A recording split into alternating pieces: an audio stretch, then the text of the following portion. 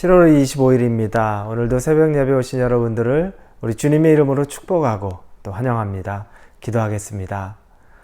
하나님, 이 주말 아침에 우리를 깨워주시고 하나님의 말씀으로 하루를 시작하게 해주시니 감사합니다. 살아계신 하나님을 만나는 시간, 하나님으로부터 힘을 얻고 또 하나님을 사랑한다고 고백하는 시간 되도록 함께하여 주옵소서. 예수님의 이름으로 기도합니다. 아멘. 오늘 말씀은 사무엘상 30장입니다. 30장 17절에서 25절입니다. 사무엘상 30장 17절에서 25절입니다. 30장 17절에서 25절 우리 같이 읽겠습니다. 다윗이 새벽부터 이튿날 저물 때까지 그들을 치매 낙타를 타고 도망한 소년 400명 외에는 피한 사람이 없었더라. 다윗이 아말렉 사람들이 빼앗아 갔던 모든 것을 도로 찾고 그의 두 아내를 구원하였고 그들이 약탈했던 것 곧 무리의 자녀들이나 빼앗겼던 것은 크고 작은 것을 막론하고 아무것도 잃은 것이 없이 모두 다윗이 도로 찾아왔고 다윗이 또 양떼와 소떼를 다 되찾았더니 무리가 그 가축들을 앞에 몰고 가며 이르되 이는 다윗의 전리품이라 하였더라. 다윗이 전에 피곤하여 능히 자기를 따르지 못하므로 부서울 시내에 머물게 한 200명에게 오매 그들이 그와 함께한 백성을 영접하러 나오는지라. 다윗이 그 백성에게 이르러 문안하매 다윗과 함께 갔던 자들 가운데 악한 자와 불량배들이 다 이르되 그들이 우리와 함께 가지 아니하였은즉 우리가 도로 찾은 물건은 무엇이든지 그들에게 주지 말고 각자의 처자만 데리고 떠나가게 하라 하는지라. 다윗이 이르되 나의 형제들아, 여호와께서 우리를 보호하시고 우리를 치러 온 그 군대를 우리 손에 넘기셨은즉 그가 우리에게 주신 것을 너희가 이같이 못하리라. 이 일에 누가 너희에게 듣겠느냐? 전장에 내려갔던 자의 분깃이나 소유물 곁에 머물렀던 자의 분깃이 동일할지니 같이 분배할 것이니라 하고 그날부터 다윗이 이것으로 이스라엘의 율례와 규례를 삼았더니 오늘까지 이르니라. 어제 사울은 블레셋과의 싸움을 하게 되고 그리고 다윗은 하나님이 피할 길을 주셔서 블레셋 편에서 이스라엘과 싸워야 되는데 그 싸움을 피하게 되는 하나님의 방법, 하나님의 인도하심을 우리가 보게 되었습니다. 그런데 숨을 돌리고 나서 이제 자기들이 아기스 왕으로부터 성을 얻었던 곳이 시글락이라는 곳에 성을 얻어서 그곳에서 다윗은 자기 백성들과 살고 있었습니다. 그런데 그 시글락으로 며칠간에 걸쳐서 돌아왔더니 그곳은 이미 자기의 아내를 비롯한 모든 사람들이 다 포로로 잡혀갔고 대신 죽은 자는 없었습니다. 모든 짐승들도 다 끌려갔습니다. 통탄할 노릇이죠. 그걸 보면 하나님이 하시는 일에 하나님의 섭리에 대해서 다시 생각해 봅니다. 어제 하나님이 이스라엘 백성과 다윗이 싸우지 않도록 하나님이 길을 열어주셨습니다. 너무너무 감사하죠. 그런데 거기에는 또 다른 이런 아말렉이 시글락을 공격해서 사람들을 포로로 잡아가고 짐승들을 다 빼앗아 간 그 일까지도 하나님은 다 계산해 두시고서 그 일이 벌어진 걸 알고 빨리 본거지로 돌아와서 그들을 추적할 수 있게 하나님이 해주신 것입니다. 하나님은 한 가지 일을 통하여서 이미 몇 가지 일에 대해서 우리가 준비하고 대비하고 또 때로는 그것들을 메이크업할 수 있는 기회를 주시는 것입니다. 왔더니 그곳 땅에서 시글락 땅에서 모두가 피폐하게 불타버렸고 포로로 자기들의 자녀들이나 아내들이 다 잡혀가고 짐승이 빼앗긴 걸 보고서 성사람들은 그 군사들은 다윗의 군사들은 완전히 마음이 무너집니다. 그리고 심지어 다윗을 돌로 치자 이런 얘기까지 합니다. 그러나 다윗이 하나님 안에서 다시 힘을 얻었다고 말합니다. 그리고 나서 하나님에게 묻습니다. 하나님, 제가 쫓아가는 것이 맞습니까? 그리고 만약 쫓아간다면 그들을 따라잡을 수 있겠습니까? 구할 수 있겠습니까? 라고 얘기합니다. 그러자 하나님이 다윗에게 응답하십니다. 쫓아가라. 그러면 너희가 그들을 다 잡을 수 있을 것이다. 되찾을 것이다. 이길 것이다. 확답을 줍니다. 그래서 600명의 군사와 정말 숨 돌릴 틈도 없이 뒤쫓아가기 시작합니다. 그런데 가면서 200명의 군사는 부솔 시내라는 곳에서 더 이상 지쳐서 진군을 못합니다. 그래서 다윗이 그곳에 남겨두고 부솔 시내에서 그곳에 남아있으라고 말합니다. 그리고 나머지 400명과 함께 그 아말렉을 쫓아가서 그 본거지, 숨겨져 있는 본거지에 쫓아가서 그들을 다 멸하고, 그리고 자기의 백성들, 아내들, 자녀들, 짐승까지도 하나도 손상됨 없이 다 회복합니다.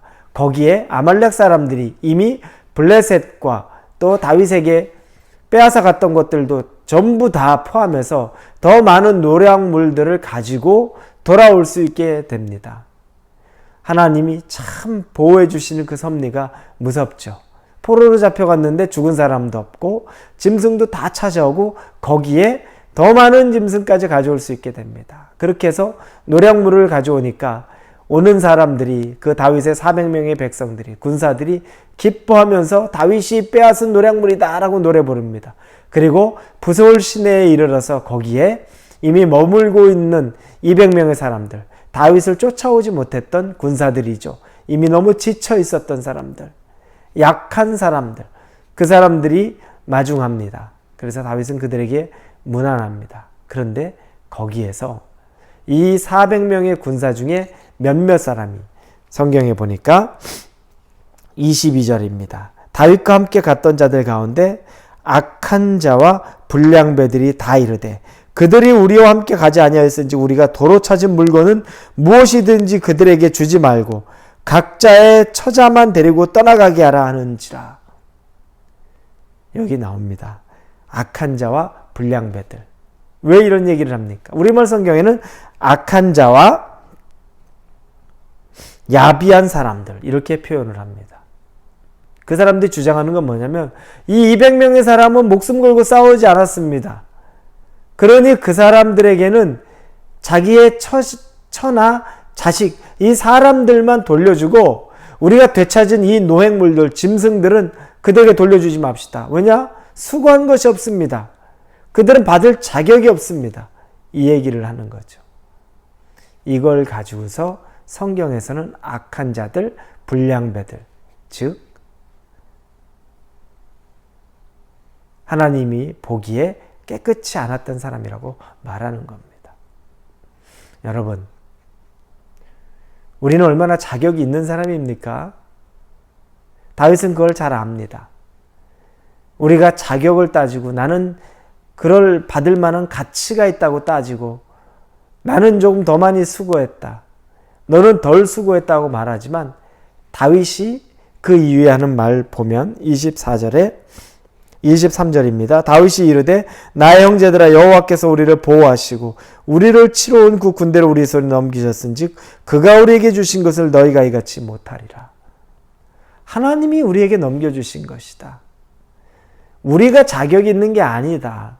너나 내가 용감해서, 너나 내가 지략이 뛰어나서, 우리 400명이나 내가 엄청나게 능력이 있어서 이 일을 행한 것이 아니라 하나님이 우리를 보호하시고 우리를 치러 온 그 군대를 우리 손에 하나님이 넘겨주셨기 때문에 우리가 가진 것뿐이다. 그러니 이것은 하나님이 하신 일인데 우리가 그렇게 생각하는 것은 옳지 않다. 그리고 24절에 얘기하죠. 이 일에 누가 너희에게 듣겠느냐? 전장에 내려갔던 자의 분깃이나 소유물 곁에 머물렀던 자의 분깃이 동일할지니라. 싸움에 나가서 싸웠던 자의 분깃이나 그리고 옆에서 남아서 물건을 지켰던 자들의 분깃이 동일하다는 겁니다. 참 멋집니다. 다윗은 어떻게 이렇게 신앙인, 우리가 봐도 지금 이 시대에 봐도 리더십의 관점이라는 걸로 봐도 대단히 존경스러운 사람입니다. 물질 탐 안 난 사람이 어디 있습니까? 목숨 걸고 싸운 사람이 있고 진짜 목숨 걸고 싸우지 않은 사람이 있습니다.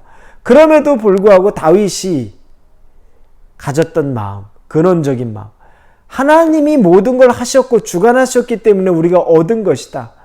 싸운 사람들 하나님이 지켜주신 것이고 체력이 좀 더 있어서 싸운 것뿐이고 체력이 좀 없었던 약한 자들은 다시 이곳에서 그냥 그 물건을 지키고 남았던 것 뿐이다. 핵심은 하나님이 주관하셨던 거다. 그런데 우리가 여기서 누구는 자격이 있고 누구는 자격이 없다고 말할 수 있겠냐? 하나님 앞에선 누구도 자격을 논할 수 없다. 우리가 귀담아 들어야 됩니다. 이 시대를 살아가면서도 하나님 앞에서는 자격이 없습니다.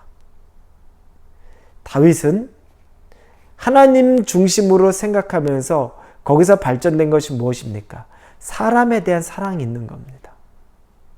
여러분, 세상에 나가도 세상에서도 믿지 않는 사람들도 사람에 대해서 귀한 마음을 갖는 사람들은 이 사업체를 운영하면서도 다른 건 몰라도 사람에 대한 인건비나 베네핏에 대해서는 가장 우선적으로 조건을 제공해 줍니다.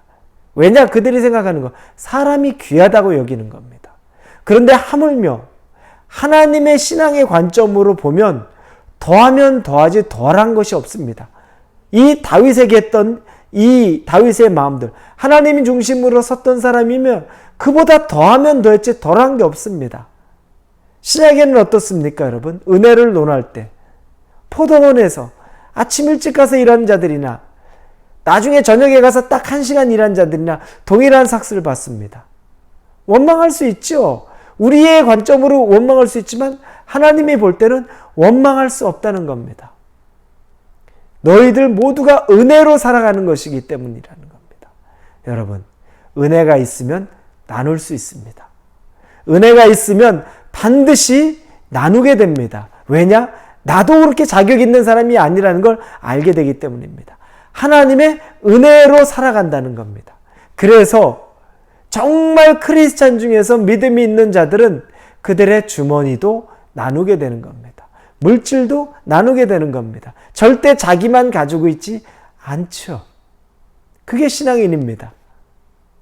그게 하나님의 사랑의 전달자입니다. 왜냐?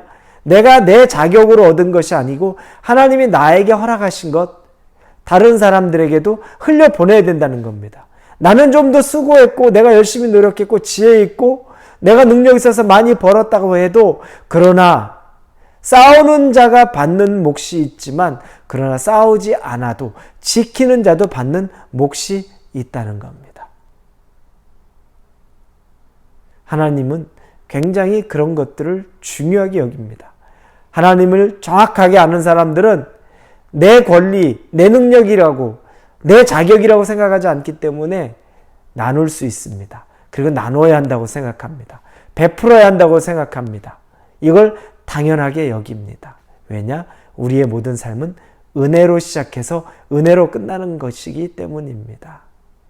이 사울의 리더십, 하나님 중심의 리더십은 삶에서, 현실에서 이 백성들을 다스리면서 이 모습을 보입니다. 그리고 나서 그 법칙 25절에 그날부터 다윗이 이것으로 이스라엘의 율례와 규례를 삼았더니 오늘까지 이르니라. 아주 귀한 선례를 남기는 거죠. 귀한 규칙을 남기는 거죠. 우리가 얼마나 귀한 규칙을 남기느냐에 따라서 지금까지도 올 수 있는 규칙이라는 게 있습니다. 하나님이 지은 사람이 제일 중요합니다. 물질보다 사람이 더 중요합니다. 건물보다 사람이 더 중요합니다. 다른 성공보다 사람이 더 중요합니다. 그래서 우리는 사람을 살리는 일에, 사람을 세우는 일에는 우리의 모든 것을 아끼지 말아야 합니다. 건물에, 어떤 사역에, 어떤 이벤트에 중요하죠. 그러나 진짜 사람을 살리는 일에, 생명을 구원하는 일에, 사람이 헐벗고 배고플 때 그들을 먹이는 일에 우리가 꼭 하나님의 마음으로 앞서야 한다는 것을 기억하시기 바랍니다. 그 마음을 열고 은혜로 기꺼이 감사함으로 주변을 돌아볼 수 있는 저와 여러분이 되기를 주님의 이름으로 축원합니다. 기도합니다. 하나님 감사합니다. 우리의 눈으로 보면 내 수고로 여기까지 왔기 때문에 내 수고를 나누는 것이 불공평하다고 생각합니다. 그럼에도 불구하고 하나님의 법은 싸웠던 자, 수고한 자나 싸우지 않았지만 지키고 있던 자들이나 다 동일하게 하나님으로부터 은혜를 받아야 되는 사람이라고 말합니다. 굉장히 귀한 인사이트를 얻습니다. 도전을 얻습니다. 아낌없이 우리의 것을 서로 나눌 수 있게 하여 주옵소서. 그것이 하나님이 주시는 마음이라는 것을 붙잡고 살게 해 주옵소서. 예수님의 이름으로 기도합니다. 아멘.